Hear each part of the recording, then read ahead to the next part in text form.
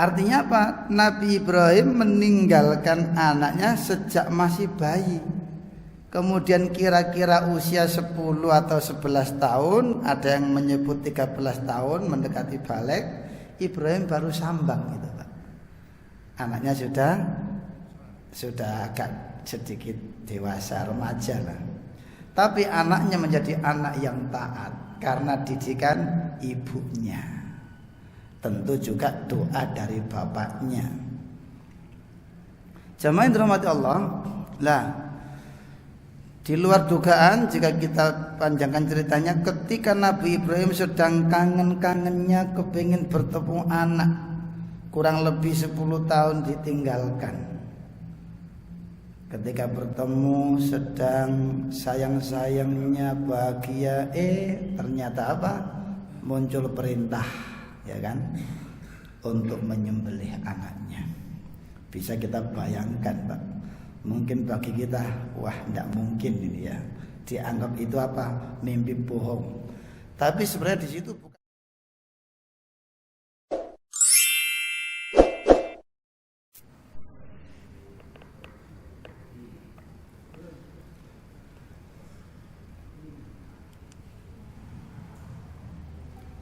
Bismillahirrahmanirrahim. Assalamualaikum warahmatullahi wabarakatuh.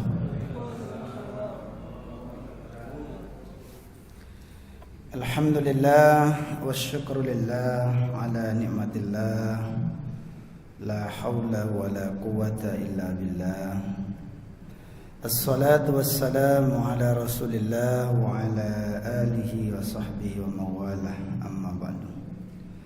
وقال الله تعالى في القرآن الكريم أعوذ بالله من الشيطان الرجيم إنا نحن نزلنا الذكر وإنا له لحافظون وفي آية أخرى ولقد يسرنا القرآن للذكر فهل من مدكر وقال رسول الله صلى الله عليه وسلم Talabul ilmi faridatun ala kulli muslim.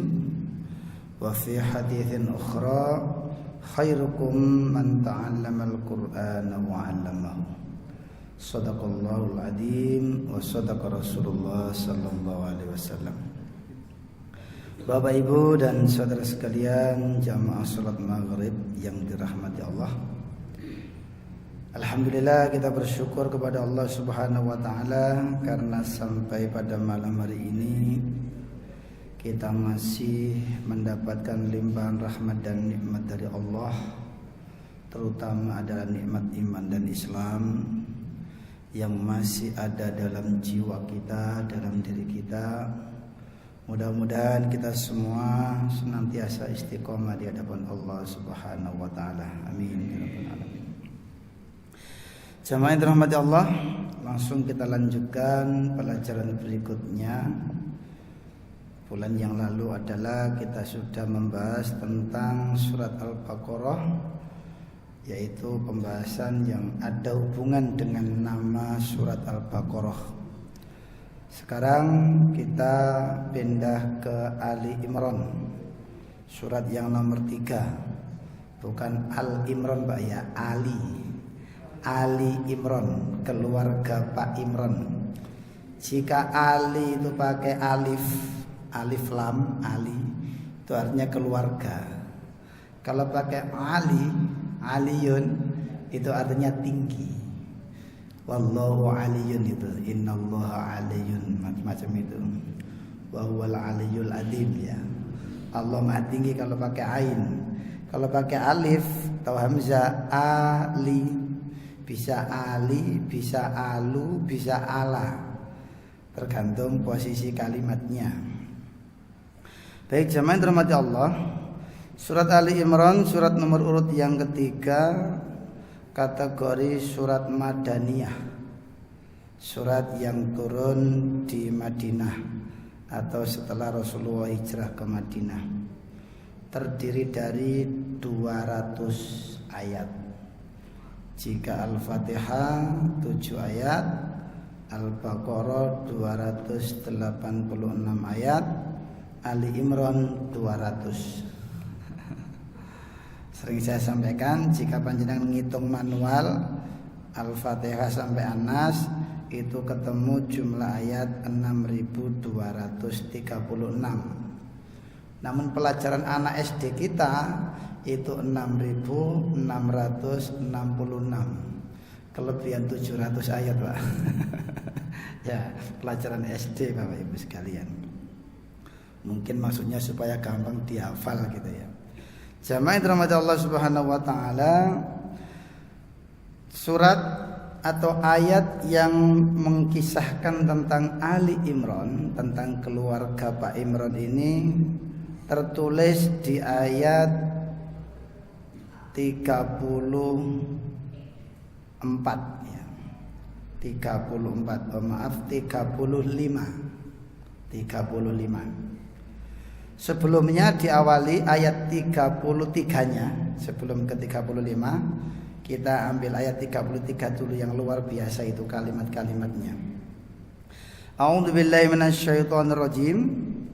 Innallaha astafa Adama wa Nuhan wa ala Ibrahima wa ala Imrana 'alal alamin.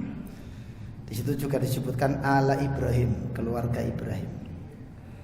Innallah, sesungguhnya Allah istafa, Allah memilih. Makanya Nabi itu disebut Al-Mustafa, itu pilihan ya.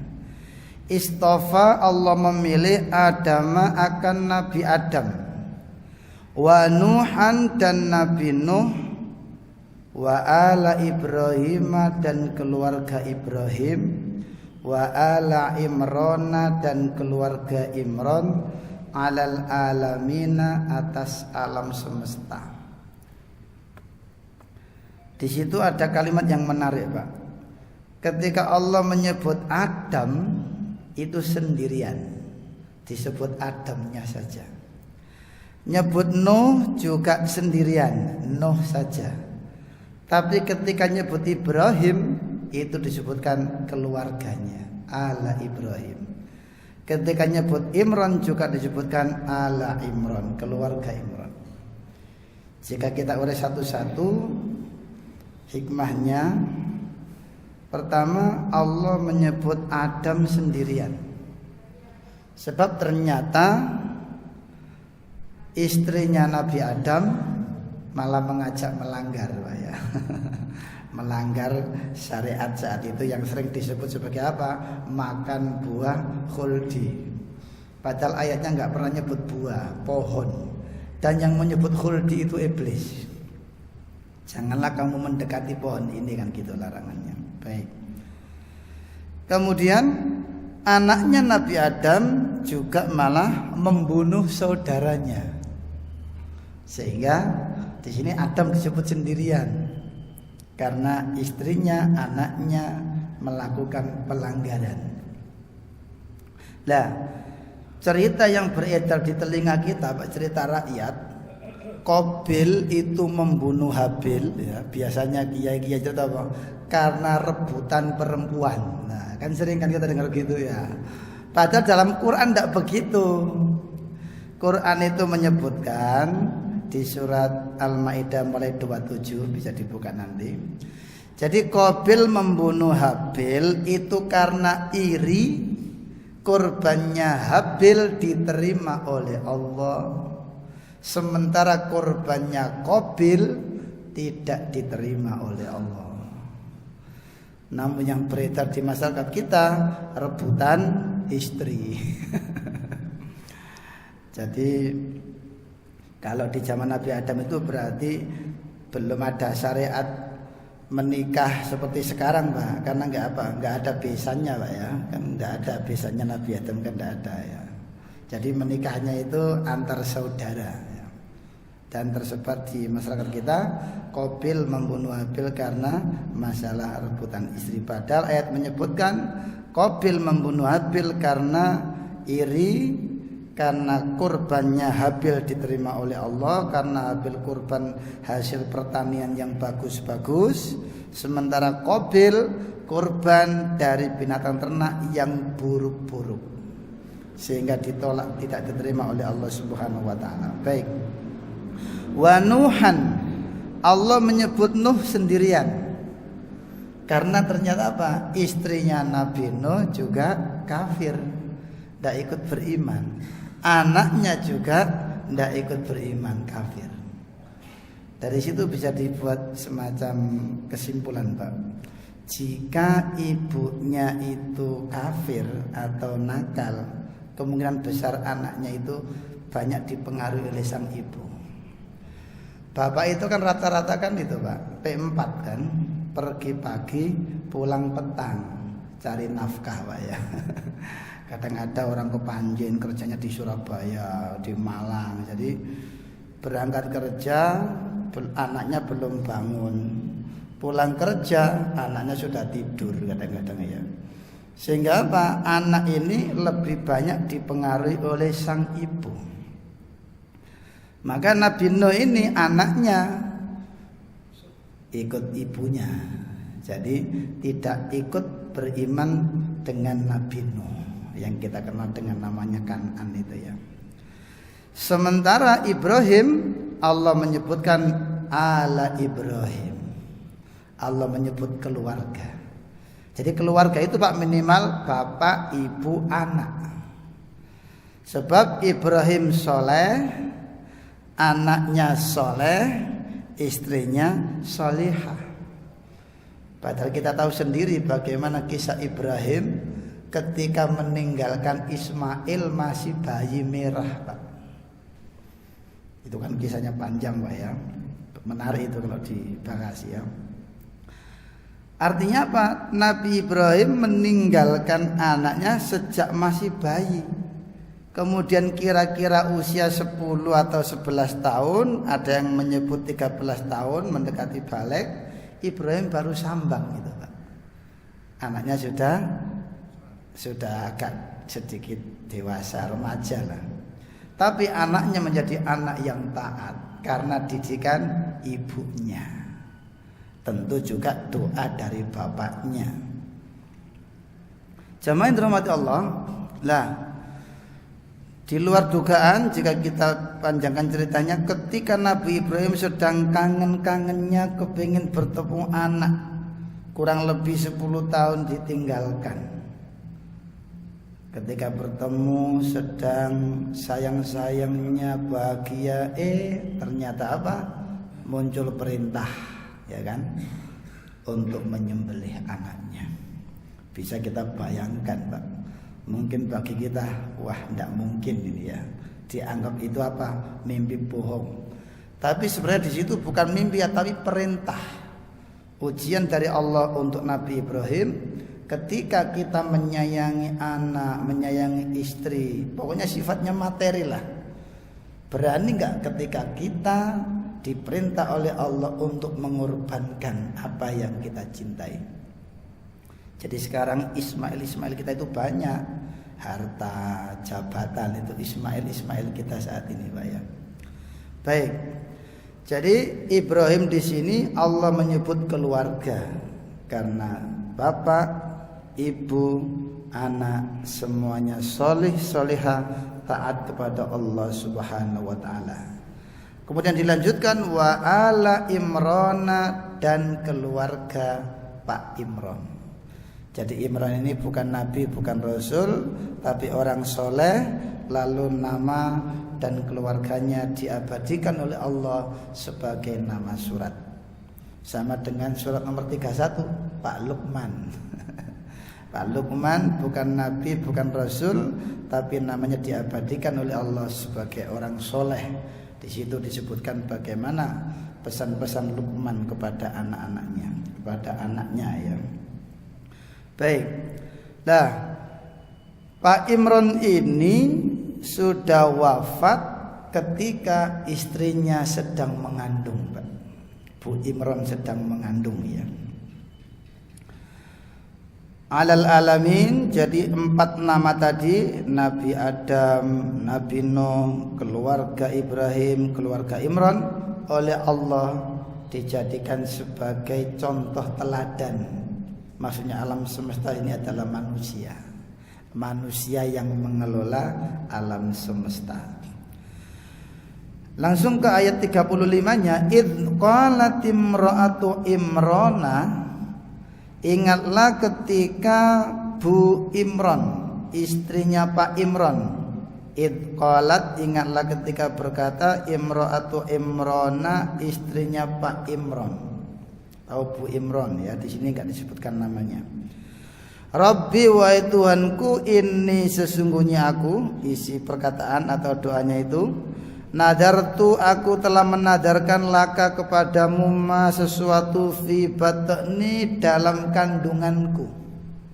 Jadi ketika Bu Imran ini hamil, merasa dirinya hamil, sementara Pak Imran sudah wafat, muharraran, sebagai orang yang merdeka atau dimerdekakan. Ada yang menyebut orang yang taat kepada Allah. Fataqabbal minni, maka terimalah nadar dariku. Innaka antas sami'ul alim, sesungguhnya engkau maha mendengar, maha mengetahui. Apa yang terjadi para jamaah sekalian? Dari doanya ini, ulama tafsir menyebutkan bahwa Bu Imran ini kepingin punya anak laki-laki, Pak. Sebab kalau anak laki-laki itu bisa untuk menjaga masjid, menjadi marbot, menjadi takmir, memakmurkan masjid. Maksudnya seperti itu ya. Kemudian karena dalam hatinya kepingin punya anak laki-laki, makanya dinadarkan kepada Allah. Ternyata para jamaah sekalian, falamma wada'atha, maka ketika Bu Imran melahirkan, qalat, berkata, Rabbi inni wada'tuha unsa, ya Allah, saya kok melahirkan perempuan. Jadi semacam ada kurang pas gitu ya, karena harapannya laki-laki. Kalau sekarang kan belum lahir sudah tahu Pak ya, di USG Pak ya. Bu Imran dulu belum ada USG, sehingga pokoknya kalau lahir laki-laki, ingin laki-laki, kemudian dipasrahkan kepada Allah, dinadarkan kepada Allah. Tapi ternyata Bu Imran melahirkan perempuan, unsa. Biasanya unsa itu gandengannya dakar, min dakari wa unsa. Kalau rijalan gandengannya nisaan. Kalimat Quran itu begitu Pak. Ada kalimat-kalimat majmu' yang gak bisa dipaksakan untuk yang lain. Contoh, as-sirata gandengannya al-mustaqim, ad-dinu gandengannya al-qawim, kadang al-qayyimah. Nah itu. Baik. Ketika Bu Imran melahirkan perempuan, ada semacam kalimat inni wada'tuha unsa, wallahu a'lamu bima wada'at, sementara Allah sudah tahu tentunya kalau yang dilahirkan itu perempuan, walaupun Bu Imran enggak mengatakan begitu. Walaisad dzakaru kal unsa, akan tetapi kan tidak sama laki-laki dengan perempuan itu. Maksudnya Bu Imran begitu. Jadi ada perbedaan cuma dua hal Pak. Laki dan perempuan perbedaannya hanya dalam dua hal menurut Al-Quran. Jika perempuan masalah persaksian harus dua, laki-laki cukup satu. Yang kedua masalah waris, laki-laki dapat dua, perempuan dapat satu. Itu saja perbedaan, yang lain nggak ada. Termasuk masalah ibadah puasa, sholat, macam-macam itu laki perempuan sama Pak.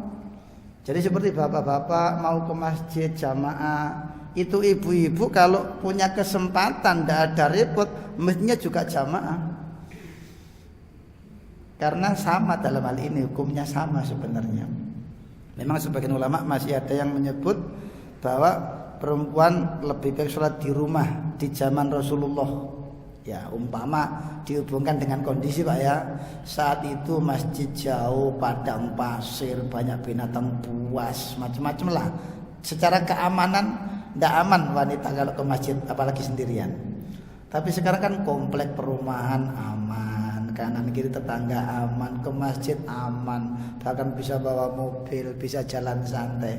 Jadi kalau ke masjid pahalanya 27 derajat, di rumah cuma 1. Berarti untuk mengejar 1 orang pahala 27 harus sholat 27 kali Pak. Berapa hari itu untuk mengejar, untuk 1 kali sholat saja ya.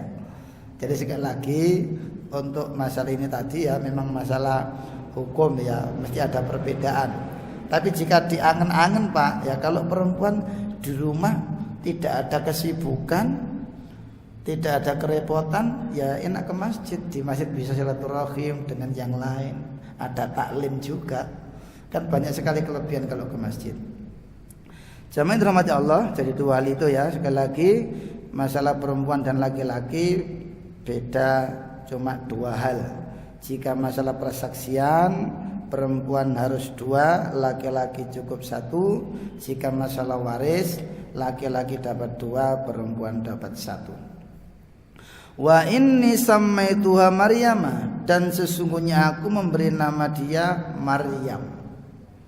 Wa inni u'iduha bika wa dzurriyyataha minasyaitonir rajim, dan sesungguhnya aku memohonkan perlindungan dia kepadamu dan anak cucunya dan keturunannya minasyaitonir rajim, dari gangguan setan yang terkutuk.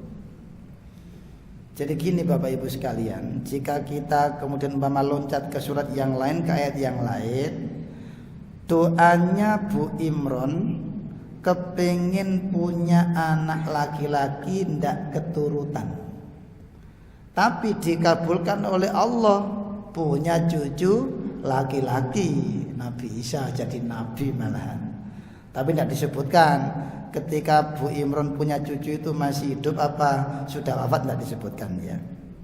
Artinya apa? Kita sebagai orang muslim, orang mukmin, jangan khawatir. Doa kita itu pasti dikabulkan oleh Allah Subhanahu wa taala. Cuma persoalannya sering saya sampaikan, Allah mengabulkan doa dengan 3 cara. Yang pertama, diberikan secara langsung sesuai permintaannya. Yang kedua, diganti dengan yang lebih baik. Jadi yang diminta itu tidak pernah dikasih, tapi diganti yang lebih baik. Bisa kesehatannya, bisa anak istrinya manut-manut, tidak punya masalah yang ribet-ribet gitu loh Pak. Di jalan kemana-mana dijaga keselamatannya gitu loh. Dan ini nggak banyak kita sadari kadang. Padahal yang kedua itu yang sering Pak, kita diganti dengan yang lebih baik. Yang ketiga yang banyak nggak disukai orang Pak, nggak dikasih, nggak diganti, disimpan sampai hari kiamat. Baru ketika masuk surga tahu semua itu yang dulu saya minta nggak pernah dikasihkan di dunia. Karena apa? Allah lebih tahu, jika dikasihkan belum tentu dia lebih baik hubungannya dengan Allah Subhanahu wa taala. Baik. Jadi ketika kita menghadapi anak kita mungkin hari ini belum manut, bapak itu kan karepe anak itu sesuai dengan karepe bapak gitu Pak ya. Wis talale ayo nak masjid. Koyo bapak ngene lho. Mungkin bapak mau gue eling zaman umur sakmono mungkin ya koyo iku mungkin Pak ya. Loh, memang ini beda alam Pak. Kita dengan anak kita itu beda alam. Anak kita itu pengennya main, pengennya senang-senang, sementara kita wis eling mambu lemah gitu Pak ya. Jadi beda. Ya tetap kita sebagai orang tua itu mengarahkan, mendidik, ya pokoknya ngajak lah. Hasilnya serahkan kepada Allah. Belum berhasil hari ini ya masih ada besok jika masih diberi umur. Besok belum berhasil, besoknya lagi. Belum berhasil, besoknya lagi. Tidak boleh berhenti Pak. Bahkan bisa jadi kadang-kadang ada anak itu nuwakal ketika bapaknya masih hidup. Padahal bapaknya ya istilahnya ngono gak entek-entek ngomongnya Pak, istilah lambene sampai cuwil ya. Tapi ketika bapaknya sudah wafat Pak, baru sadar. Ternyata kalimat-kalimat bapak yang dulu pernah disampaikan itu teringat semua di memorinya Pak. Kemudian baru berubah. Ada yang seperti itu. Malah ini kisahnya dalam keluarga saya sendiri Pak. Jadi saya itu punya Mbak Yu. diberi anak 4 itu laki-laki semua, Pak. Kepingin anak perempuan sampai 4 itu laki-laki semua. Akhirnya laki-laki yang baru menikah lalu dapat anak perempuan. Kan bahagianya luar biasa, Pak. Tiap hari diupload di status, Pak. Karena punya cucu perempuan. Jadi kepingin punya anak perempuan tak keturutan sampai 4. Ketika punya cucu perempuan bahagianya luar biasa. Dilala, Pak. Apa yang terjadi? Cucunya belum jangkep usia 2 tahun, mbahnya ini wafat, Pak. Bayangkan ya. Jadi mungkin istrinya mikir, lama kepingin punya anak perempuan gak dikasih kenikmatan cucu perempuan, suaminya yang diambil oleh Allah Subhanahu wa taala. Yang kapan hari saya cerita dari Lamongan takziah itu, Pak. Artinya apa? Ketika kita menginginkan sesuatu belum dikabulkan oleh Allah, bisa jadi itu mungkin lebih baik. Karena Allah lebih tahu kapan saatnya memberi apa yang kita inginkan. Dan jika kita menginginkan sesuatu, jika diberikan oleh Allah, kita maksa harus diberi seperti ini, belum tentu itu lebih baik. Sesuatu yang kita inginkan itu belum tentu lebih baik jika dituruti oleh Allah Subhanahu wa taala. Itu di surat Al-Baqarah ayat 216, Pak. Asa an takrahu syai'an wa huwa khairul lakum. Boleh jadi kamu membenci sesuatu dari keputusan Allah, sementara sesuatu itu lebih baik untukmu. Dan boleh jadi kamu menginginkan sesuatu yang kamu inginkan itu belum tentu lebih baik untukmu. Ya kayak kalau kita di jalan itu loh, Pak. Kadang macet itu loh, muring-muring. Macet itu muring-muring kadang-kadang itu. Pemirsa ini gak macet tak buan terus mau tubruan ya boleh gitu loh. Artinya kita itu harus benar-benar menerima keputusan dari Allah. Ya tentu kita ikhtiar, kita nggak tahu takdir kita kan, Pak ya. Sering saya contohkan bahwa dalam Islam itu kita tidak boleh berandai-andai terhadap peristiwa yang sudah terjadi. Contoh gini, suami istri ya, suami istri. Mama bawa mobil ya dari sini ke Malang Kota, mau ke Surabaya sampai Singosari berdebat. Menurut istrinya, Pak, jangan lewat tol, bayar larang, wis lewat ngisor ae kan begitu.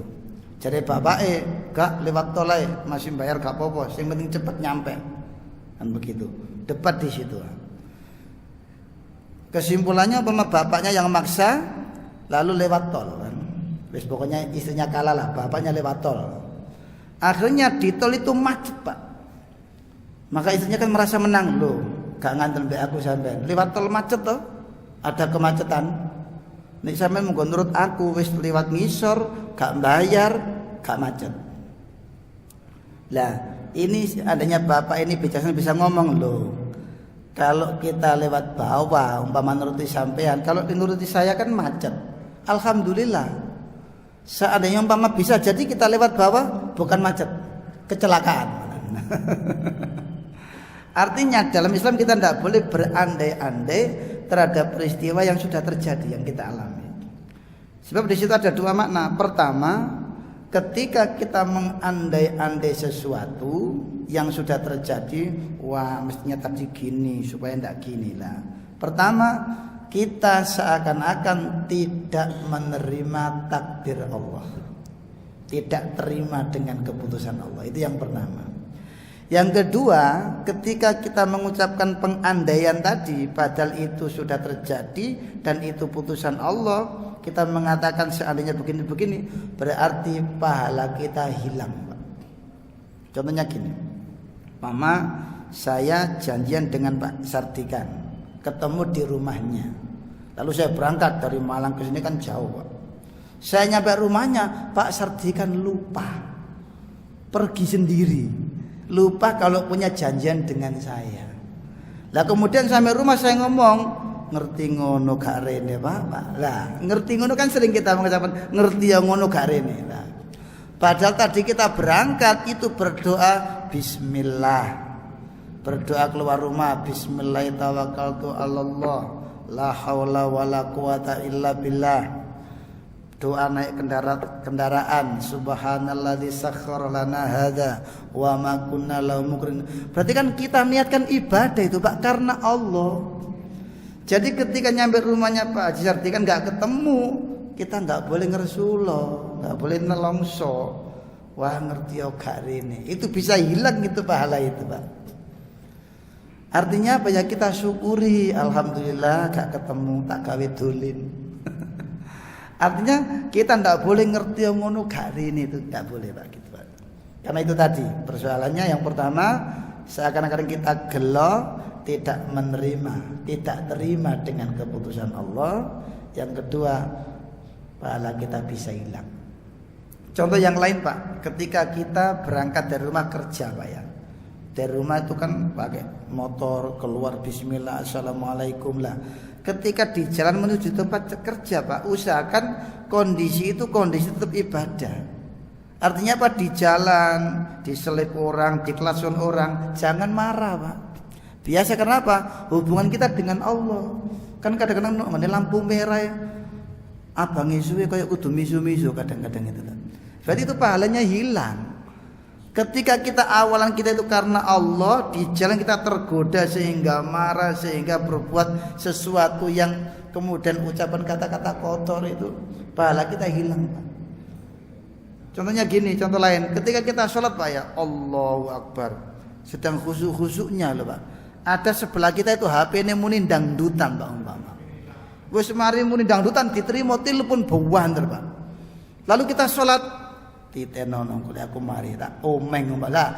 Kita sholat itu batal itu Pak, punya pikiran begitu atau minimal mengurangi pahala kita. Kenapa? Ketika kita sholat dalam keadaan marah kepada orang sebelah kita. Artinya apa? Ketika kita niatkan ibadah kepada Allah, kita nggak boleh terganggu dengan kanan kiri Pak. Iya. Jadi kalau perumpamaan dari Pak Kusnul Hadi almarhum itu mengatakan, ketika kita hubungan dengan Allah itu seperti orang anak main game itu loh Pak ya. Main game fokus, sebelahnya rame itu enggak ngereken itu Pak. Itu ketika kita berhubungan dengan Allah seperti itu. Contoh orang memberi sedekah kepada seseorang, lalu tiba-tiba yang diberi itu menjelekkannya. Wis gak terima kasih, menjelekkan. Lalu kita ngomong, waduh, ngerti ngono gak tak hilang. Pahala kita hilang Pak. Ketika kita memberi, itu kita hubungan kita dengan Allah sudah. Ketika dia mau ngomong apa, dipakai apa, itu urusan dia dengan Allah, kita dengan Allah. Dan kita tidak boleh harap-harap terima kasih dari dia, nggak boleh. Sebab orangnya nggak berterima kasih, pasti kita marah gitu. Padahal kita niatnya karena Allah. Di situ loh Pak. Jadi memang noto manajemen qalbi ini ya harus banyak ilmu. Termasuk ayat-ayat yang kita sampaikan tadi, jika kamu ingin sesuatu, belum tentu yang kamu inginkan itu baik bagimu. Tapi justru yang kamu tidak inginkan itu yang lebih baik bagimu. Allah lebih tahu. Jamaah yang dirahmati Allah Subhanahu wa taala, dalam kisah di sini dilanjutkan ya. Jadi ketika Bu Imran tidak dikabulkan oleh Allah permintaannya kepingin anak laki-laki, tapi ternyata cucunya lahir laki-laki. Lah, dalam ayat ini Maryam kecil setelah disusui oleh ibunya, oleh Bu Imran ini, lalu diserahkan kepada Pak Zakaria, Nabi Zakaria. Sehingga ada yang menyebutkan bahwa Nabi Zakaria ini, ada yang menyebutkan Pak D atau Pak Leknya Maryam ini. Nah, fataqabbalaha rabbuha biqabulin hasanin. Dengan doanya Bu Imran tadi, Bu Imran kan berdoa, wa inni u'iduha bika wa dzurriyyataha minasyaitonir rajim. Allah mengabulkan doanya dan wa ambataha nabatan hasana. Allah menumbuhkan ya pertumbuhannya Maryam ini nabatan hasana dengan pertumbuhan yang baik, wa kaffalaha Zakaria. Dan Maryam ini diramut oleh Nabi Zakaria. Sejak kecil ada keanehan-keanehan Bapak Ibu sekalian yang dialami oleh Zakaria ketika Maryam dirawat oleh Zakaria. Di antaranya adalah kullama dakhala 'alaiha Zakaria al-mihraba wajada 'indaha rizqa. Setiap kali Nabi Zakaria menjenguk Maryam di kamarnya, itu banyak makanan, Pak. Di meja itu banyak makanan. Padahal Pak Zakaria nggak merasa membelikan, nggak pesen Grab, nggak pesen GoFood gitu loh, Pak. Kok banyak makanan gitu loh. Kalau sekarang kan Grab, GoFood, Pak ya. Akhirnya Pak Zakaria tanya kepada Maryam ini, qala ya Maryam anna laki hadza. Hai Maryam, dari mana semua ini? Saya nggak pernah membelikan, nggak pernah pesen, kok banyak makanan setiap kali saya datang. Lalu Maryam menjawab, qalat huwa min 'indillah. Semua itu dari sisi Allah.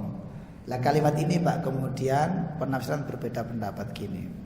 Ada yang menafsirkan makanan Maryam itu langsung dari langit. Bisa dipahami enggak kira-kira makanan langsung dari langit itu Pak ya? Ya ada yang mengatakan ya itu wallahu a'lam. Pokoknya namanya mukjizat makanan dari langit gitu ya. Kalau saya memahami ya ngikuti Pak Kusnul tadi almarhum, bukan begitu.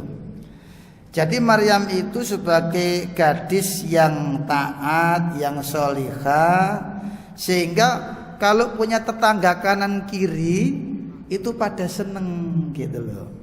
Sehingga tonggo di panganan duwe rawon lebih eling Maryam dikekno Maryam. Tonggoe masak gule eling Maryam dikekno Maryam gitu loh. Dan tanpa sepengetahuan bapaknya tadi Pak Zakaria itu. Atau disuruh ngomong, "Hei Maryam, setiap kali aku ngasih kamu jangan bilang bapakmu kalau aku yang ngasih. Bilang dari Allah gitu aja. Soalnya kalau kamu bilang gak tak keimaneh." Bisa jadi begitu Pak. Sama dengan kalimat kita gini loh. Mama tiba-tiba bapak ini menraktir satu masjid. Ayo mangan-mangan rekreasi. Waduh, lah rezeki tak Pak? Iya. Dari mana? Dari Allah. Kan nggak mungkin kalau kita ngerinci. Alhamdulillah setahun aku makelaran gak hasil. Pokoknya aku nadar, pokoknya makelaranku berhasil oleh bonus 100 juta tak traktir kabeh. Kita nggak pernah ngerinci begitu. Dari Allah. Ini Maryam juga kalimatnya begitu Pak. Sebab kalau kita lanjutkan iku makanan teko langit. Umpama rawon Pak ya sing masak sopo gitu. Ya ini bahasa saja ya. Karena Maryam itu mengatakan min indillah ya sama dengan kita.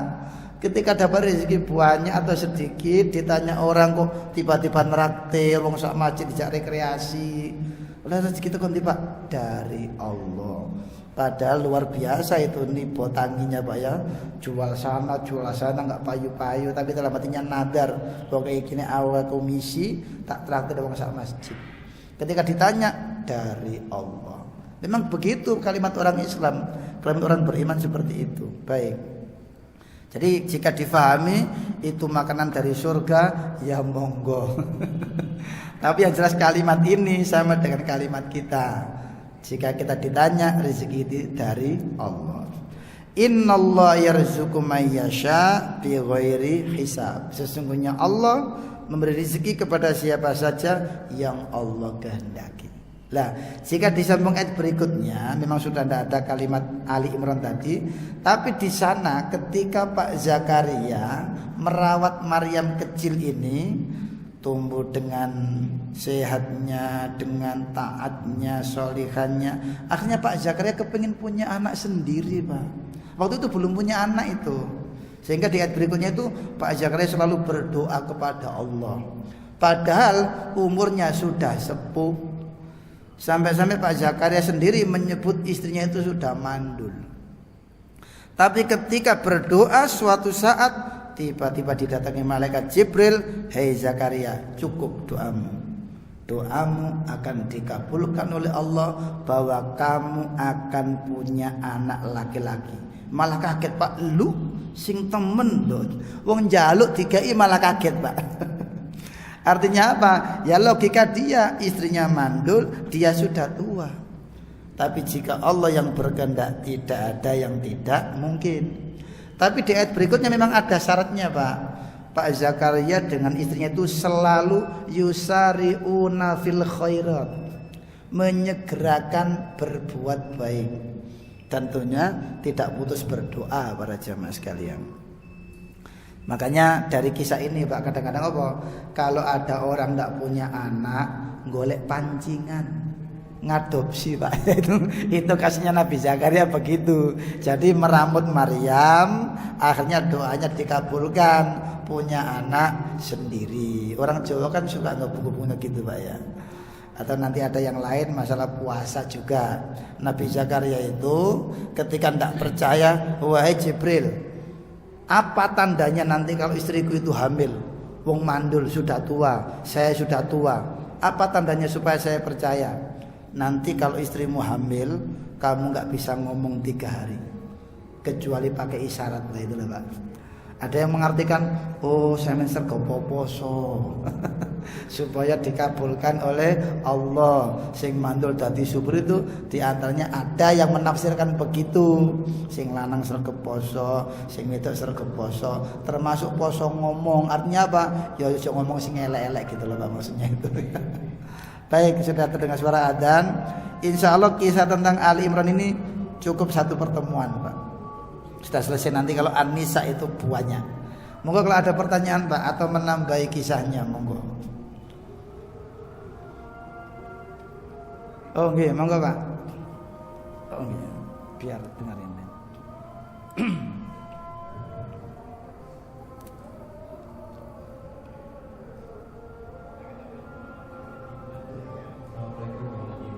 Waalaikumsalam. Gimana Pak? Ulangi ya Kak, mepet. Oh doa ya, soal doa. Iya.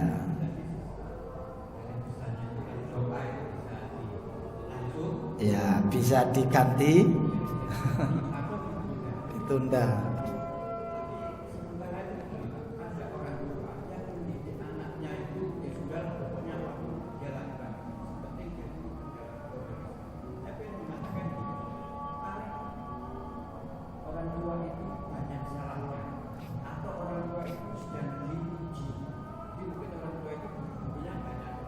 Iya, masa lalunya ya.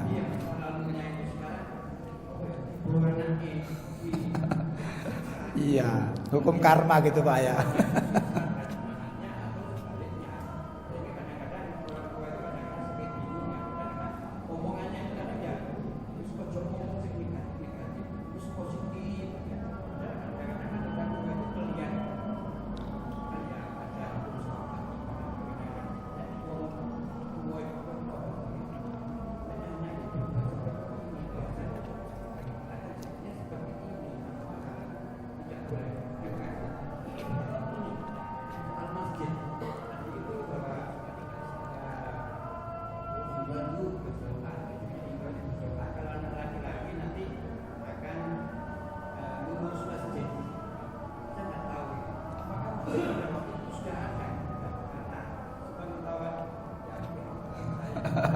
Iya, itu pemahaman Pak, itu pemahaman.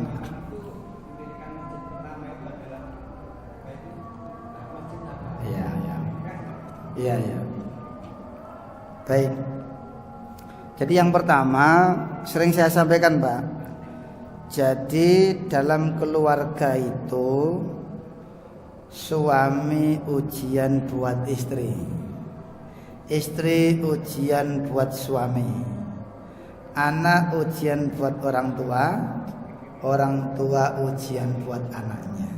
Jadi semua kita itu sepertinya hidup bersama dalam rumah tangga, tapi hakikatnya rapotnya sendiri-sendiri. Sehingga ketika didik anak kok agak kesulitan gitu Pak ya. Ya bisa tadi dihubungkan, oh mungkin masa lalunya. Sebab kalau kita melihat masa lalu yang jelek-jelek, nanti kita akan sumpek Pak. Kan kita nggak bisa ngulangi masalah itu. Ya mungkin hanya sebagai hiburan saja. Wis anjen aku ben nakal kok, mangkano anakku koyo ngene. Itu hanya sebagai sekilas hiburan saja.